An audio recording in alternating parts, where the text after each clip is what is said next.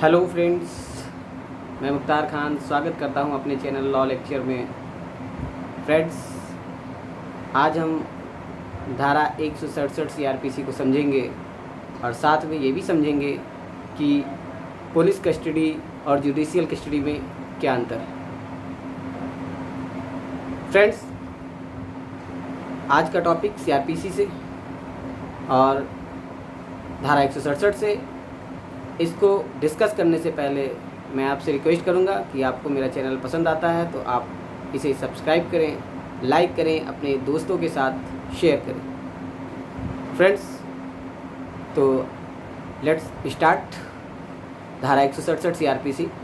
Friends, सबसे पहले हम समझते हैं पुलिस कस्टडी और जुडिशियल कस्टडी, पुलिस अभिरक्षा और न्यायिक अभिरक्षा। फ्रेंड्स, जब कोई एक्यूज्ड, कोई व्यक्ति गिरफ्तार किया जाता है संज्ञेय अपराध में, तो पुलिस ऑफिसर, जो अरेस्टिंग ऑफिसर होता है, उसका दायित्व होता है कि सीआरपीसी की धारा 57 का अनुपालन कराए। 57 कहती है कि गिरफ्तार किए गए व्यक्ति को 24 घंटे के अंदर किसी नज़दीकी मजिस्ट्रेट के समक्ष उपस्थित किया जाए।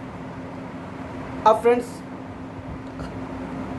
जब उसे गिरफ्तार किया गया और उसे मजिस्ट्रेट के समक्ष लाया गया, जब तक वो पुलिस कस्टडी में था, और अब मजिस्ट्रेट के समक्ष जब उपस्थित किया गया तो वहाँ पर भी वो पुलिस ऑफिसर ये मांग कर सकता है कि अभी हमें इससे कुछ एविडेंस कलेक्ट करने हैं, कुछ पूछताछ करनी है, इसलिए हमें पुनः हमारी कस्टडी में दे दिया जाए। अगर मजिस्ट्रेट का समाधान हो जाता है, मजिस्ट्रेट को ये लगता है कि वास्तव में ये पुलिस कस्टडी में भेजने लायक है, तो अभियुक्त को पुलिस कस्टडी में भेज दिया जाता है।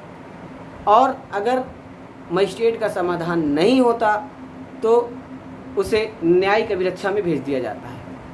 अब पुलिस कस्टडी और न्यायिक अभिरक्षा दो शब्द आए। पुलिस कस्टडी को मैंने बताया कि पुलिस की कस्टडी में रहता है तो वह पुलिस कस्टडी होती है। पुलिस कस्टडी में जब रहता है तो पुलिस कस्टडी होती है, और जैसे ही न्यायिक मजिस्ट्रेट धारा 167 के अनुपालन में अभियुक्त को जेल भेज देता है, वहाँ पर वो जुडिशियल कस्टडी में आ जाता है, न्यायिक अभिरक्षा में आ जाता है, और वो मजिस्ट्रेट की कस्टडी में हो जाता है। अब यहाँ पर पुलिस ऑफिसर का कोई भी अधिकार नहीं है कि उस अभियुक्त से कोई भी सवाल पूछे या उस अभियुक्त से कोई भी जांच के संबंध में कोई भी सवाल पूछ सके, जब तक कि मजिस्ट्रेट की अनुमति न प्राप्त हो। अब फ्रेंड्स, जेल जाने के बाद भी पुलिस कस्टडी रिमांड हो सकता है, मगर उसमें शर्त ये है कि जिस दिन से वो जेल गया है उस 15 दिन के अंदर पुलिस ऑफिसर उस अभियुक्त से अगर पूछताछ करनी है, उसे पुलिस कस्टडी में लेना है, तो मजिस्ट्रेट के समक्ष आवेदन करें। उस आवेदन पर मजिस्ट्रेट का समाधान हो जाता है तो वो उस अभियुक्त को न्यायिक कस्टडी से, जुडिशियल कस्टडी से पुलिस कस्टडी में ट्रांसफ़र कर सकता है।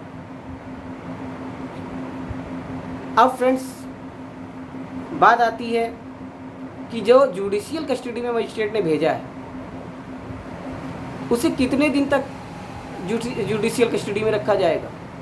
तो फ्रेंड्स, जुडिशियल कस्टडी में अभियुक्त को पहली बार 15 दिन के लिए भेजा जाता है।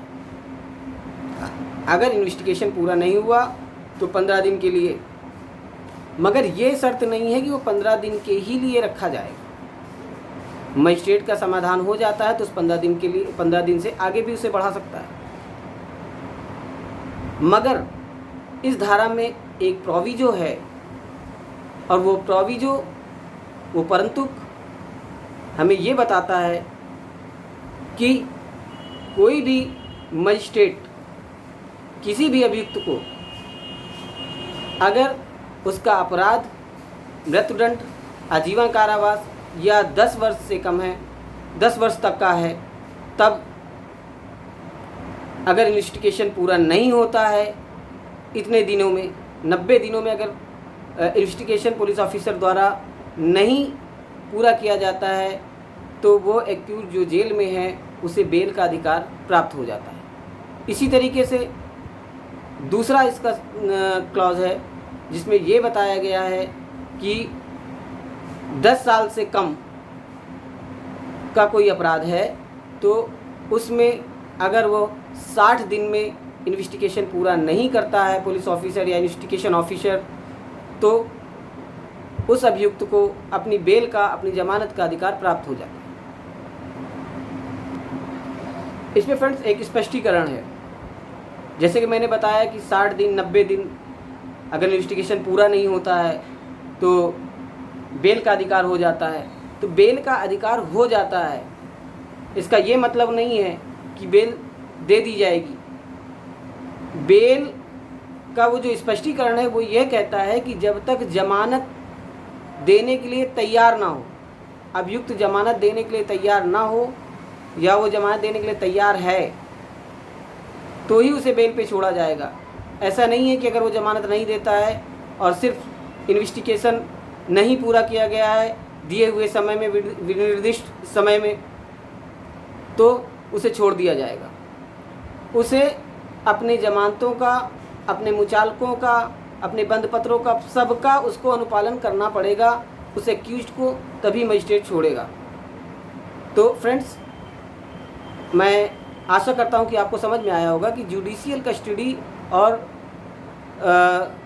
पुलिस कस्टडी में क्या अंतर है। पुलिस कस्टडी बहुत कम मजिस्ट्रेट देते हैं क्योंकि पुलिस कस्टडी में पुलिस को पूरा पावर हो जाता है कि वो किस तरीके से पूछताछ करती है।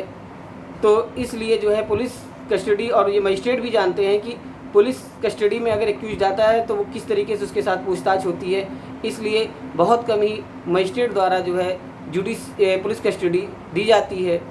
ज़्यादातर एक्यूज को न्यायिक अभिरक्षा में ही भेजा जाता है।